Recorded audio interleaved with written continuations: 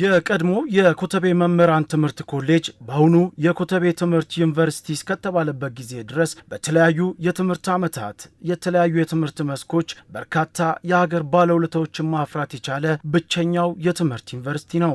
በዲግሪ 333 በማስተርስ 706 በዲፕሎማ 181 በፒጂዲቲ 763 እና በፒኤችዲ 6 በድምሩ 1989 የትምህርት ባለሙያዎችን የፊታችን እሁድ እንደሚያስመርቅ የዩኒቨርሲቲው ፕሬዝዳንት ዶክተር ብርሃነ መስቀል ጠና ተናግረዋል።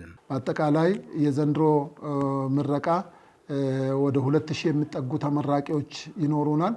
የዘንድሮ ምረቃ ልዩ የሚያደርገው የመጀመሪያዎቹን ባቾች የትምህርት ዩኒቨርሲቲ ኦፍ ኤጁኬሽን ከሆነ በኋላ የትምህርት ምሩቃንን ለመጀመሪያ ጊዜ የመጀመሪያዎቹን ባቾች የምናስመርቅበት ዓመት ነው። ቀደም ባሉ ጊዜያት ዩኒቨርሲቲው የተለያዩ ጉድለቶች እንደነበሩበት የጠቀሱት የዩኒቨርሲቲው ፕሬዝዳንት የትምህርት ስብራቱን ለመጠገን የሚያስችሉ የተለያዩ ፖሊሲዎችን የማዘጋጀት ስራም ተሰርቷል ብለዋል። የ5 ዓመት ስትራቴጂክ ፕላን ነድፈን ዘርፈ ብዙ የትምህርት ጥራት ማረጋገጫ ስርዓቶችን ዘርግተን የፖሊሲ ሰነዶችን ቀርጸን ከ29 ያላነሱ የፖሊሲ የማቋቋሚያ ሰነዶችን ቀርጸን ዘርፈ ብዙ ስራዎችን እየሰራን መምህራንና የትምህርት አመራሮችን የማብቃት የስራ ላይ ስልጠና እየሰጠን እንገኛለን። በባለፈው ክረምት ከ6500 ያላነሱ መምህራንና አመራሮችን ከመላው የሀገራችን ክፍሎች ተቀብለን አሰልጥነናል።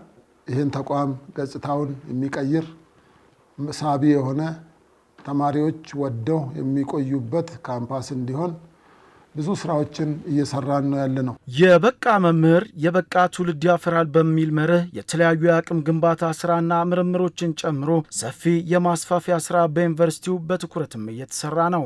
የአዲስ አበባ ከተማ አስተዳደር ወደ 16 ሄክታር የሚጠጋ በቀጣይ ለትምህርት ትኩረት በመስጠት ለዚህ ዓላማ የሚውል መሬት ሰጥተውናል።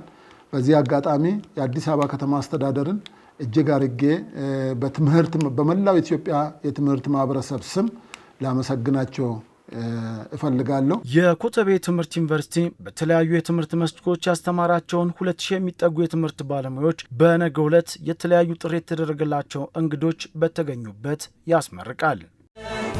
የኮተቤ ትምህርት ዩኒቨርሲቲ